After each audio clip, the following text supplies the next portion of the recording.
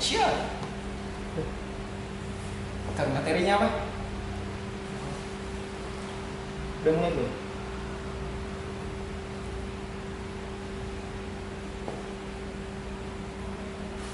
Oke, siap. Mas Wiki duluan. Kalian yang Udah mulai belum?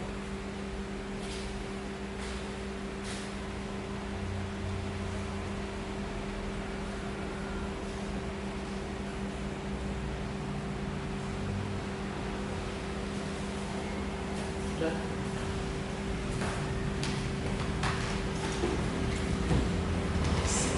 udah. Udah belum? Ya aku dulu ya. Sebagai udah datang. Iya, Pak.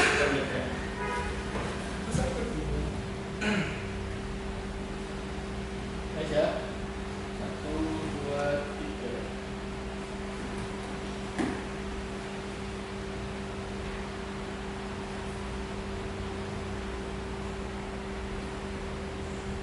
Oke, bismillahirrahmanirrahim. Assalamualaikum warahmatullahi wabarakatuh. Waalaikumsalam warahmatullahi wabarakatuh. Balik lagi bersama Rebahan. Apa arti rebahan?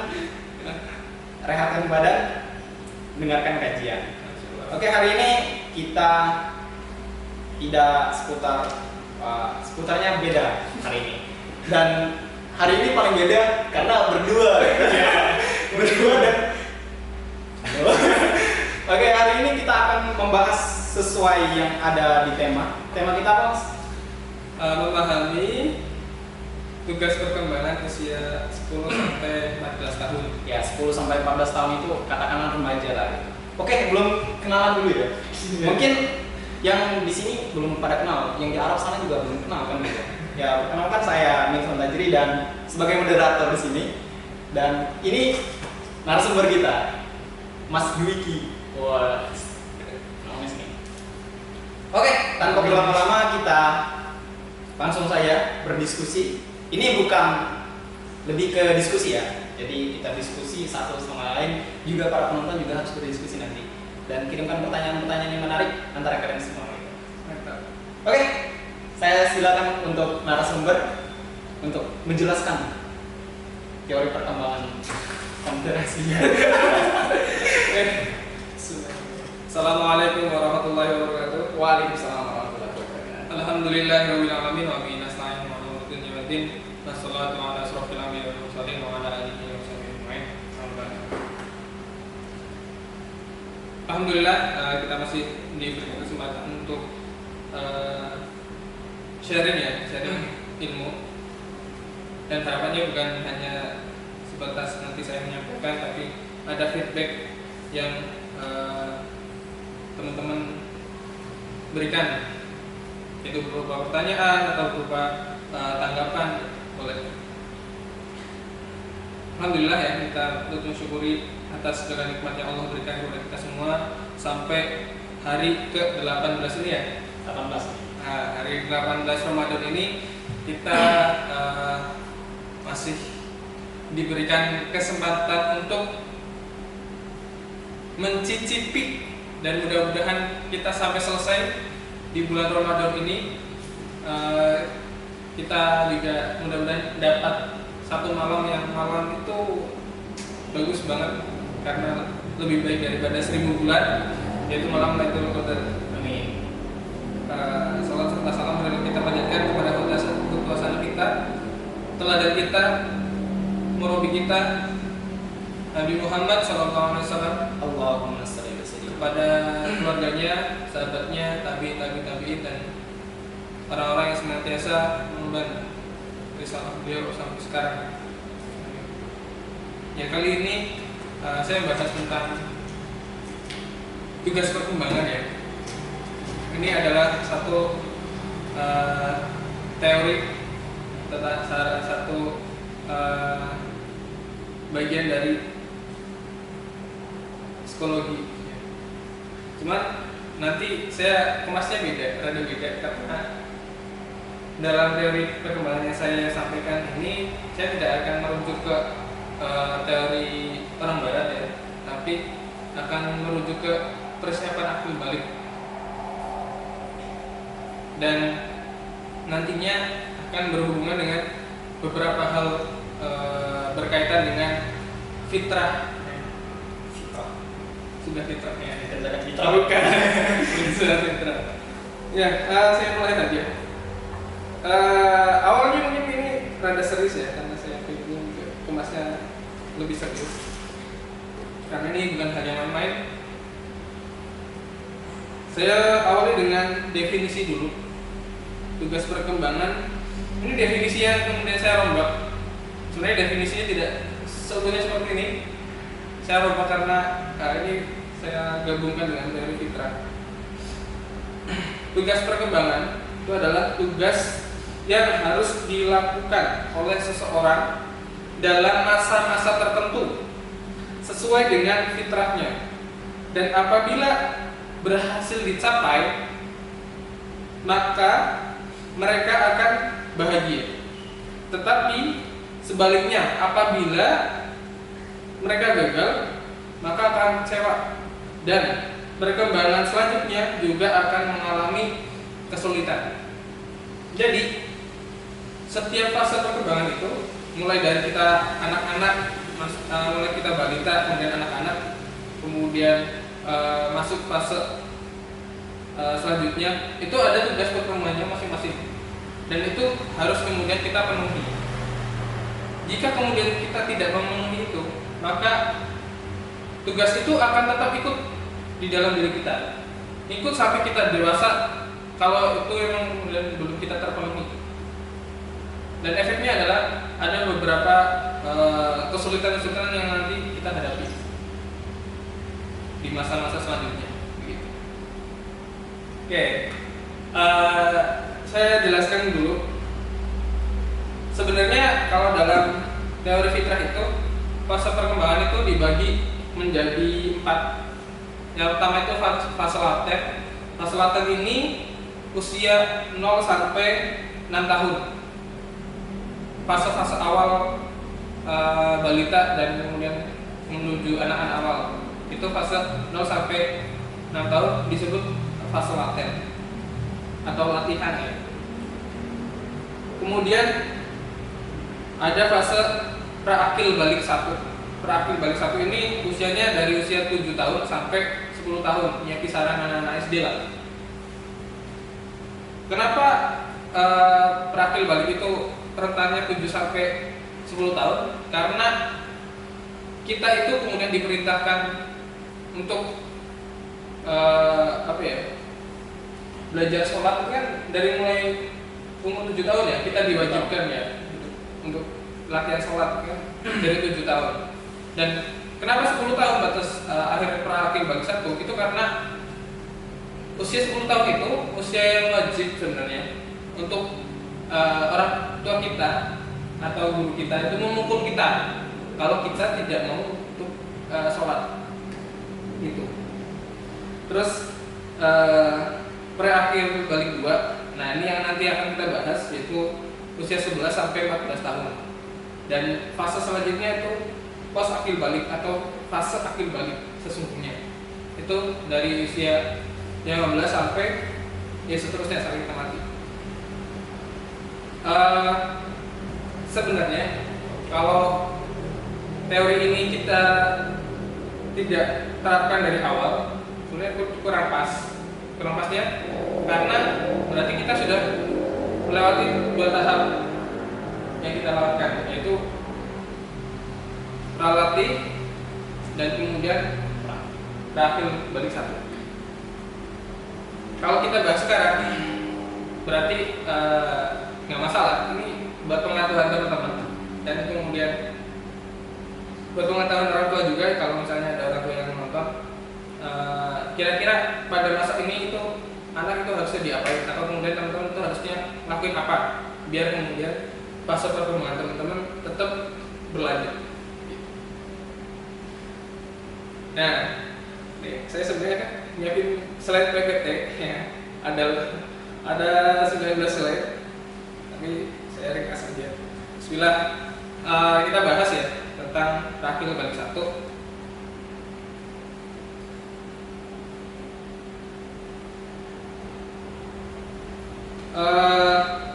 di usia berakil balik saat ini ada kata kunci yang kemudian harus diperhatikan, bahwa di sini affective education atau pendidikan perasaan gitu ya, afeksi ya,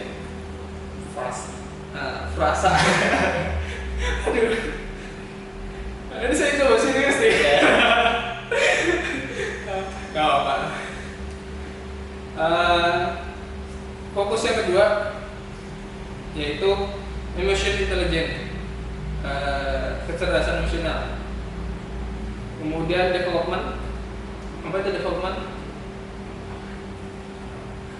Oh, perkembangan. ada yang tunjukin gitu. Di belakang sana. Development, perkembangan. Kemudian small group work atau kelompok kecil dalam bekerja.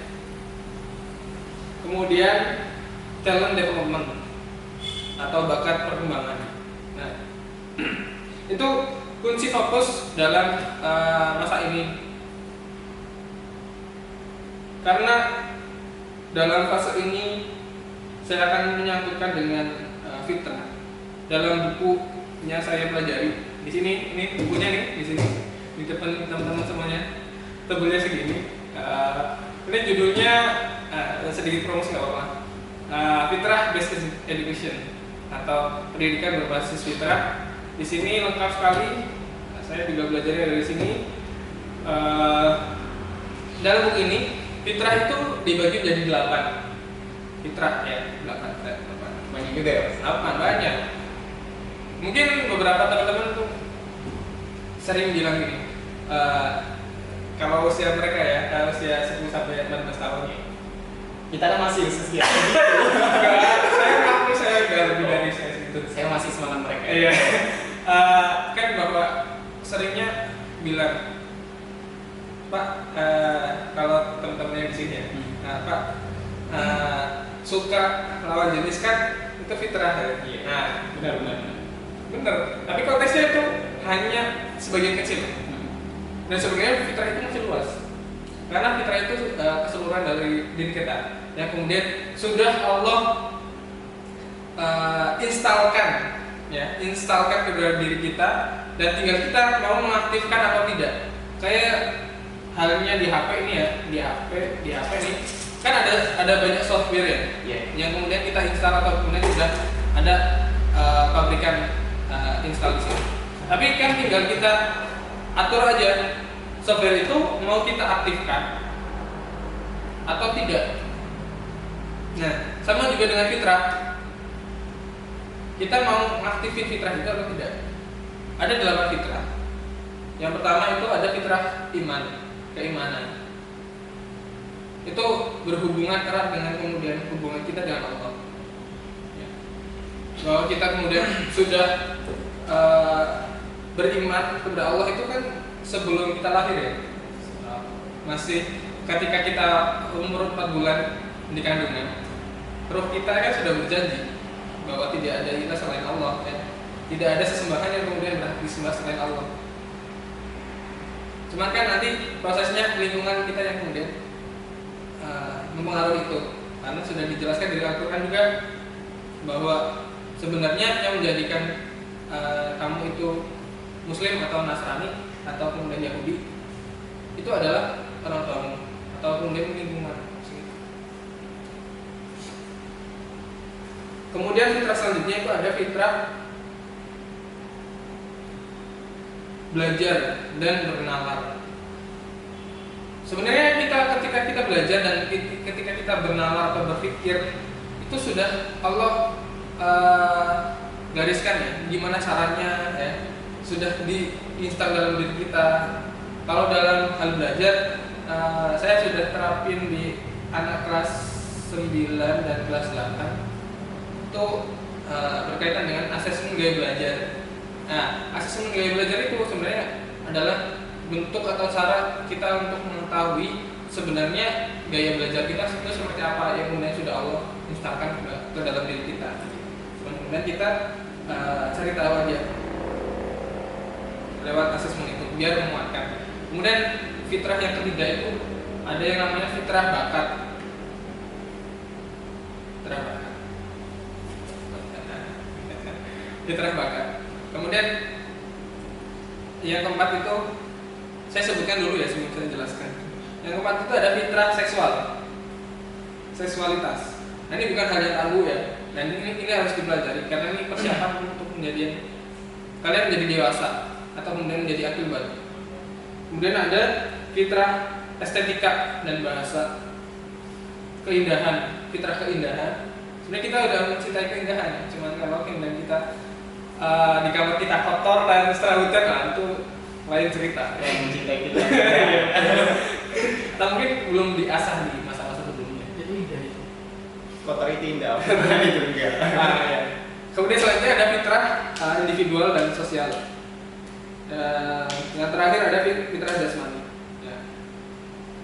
Nah, kita langsung ke pokoknya pembahasan tentang fitrah di tugas perkembangan kalian yang kemudian harus kalian capai sebenarnya. Dalam fitrah ini kita awali dengan fitrah keimanannya. Fitrah keimanan ini tujuannya adalah dalam fase kalian saat ini itu membangkitkan kesadaran dan menanamkan keyakinan bahwa Allah itu sebagai ilah atau totality worship, sebagai benar-benar yang kita sembah, dan kita meyakini itu dan kemudian kita menanamkan itu dalam diri kita. Seharusnya teman-teman menanamkan ini dalam keimanan teman-teman. Dan kalau misalnya ada kasus ini misalnya usianya sudah terlampau tua atau mungkin usia teman-teman sekarang 10 sampai 14 tahun ini yang masih kemudian untuk disuruh sholat ogah-ogahan, disuruh ngaji ogah-ogahan. Nah, ini berarti ada kesalahan dalam perkembangan fitrah sebelumnya di usia pralaten, di usia 0 sampai 6 tahun. Karena usia itu adalah usianya golden age-nya. Golden age. Apa sih? Kemasan. Masa kemasan di fase itu adalah fitrah keimanan. Jadi seharusnya saat itu kita ditanamkan benar-benar tentang keimanannya secara utuh. Jadi menanamkan keimanan itu harus pada pralatih gitu ya Mas? Iya. Itu fase paling golden age. Kenapa? Karena kita itu kemudian nantinya jadi terbiasa bangun malam atau tidak, itu ditentukan di situ. Kita itu kemudian terbiasa melakukan hal-hal yang baik itu di situ. Kita sudah diinstal sama Allah ya. Kita bisa bangun malam ketika kalian masih kecil ya.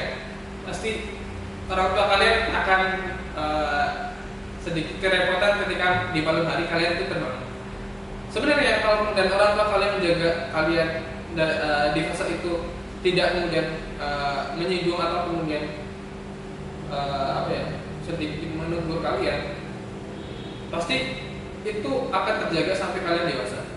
Kalian akan sudah terbiasa bangun malam dan terbiasa untuk melakukan hal yang baik. Nah, di fase ini tugas kalian, tugas teman-teman ya, itu untuk memenuhi ya, kesadaran kalian. Kalian harus sadar sendiri ya. Bukan kemudian dikasih tahu oleh orang tua atau guru kalian. Tapi kalian yang harus sadar sendiri dan kalian nanamin sendiri bahwa ini kata kuncinya, bahwa Allah itu adalah sesembahan yang paling mutlak.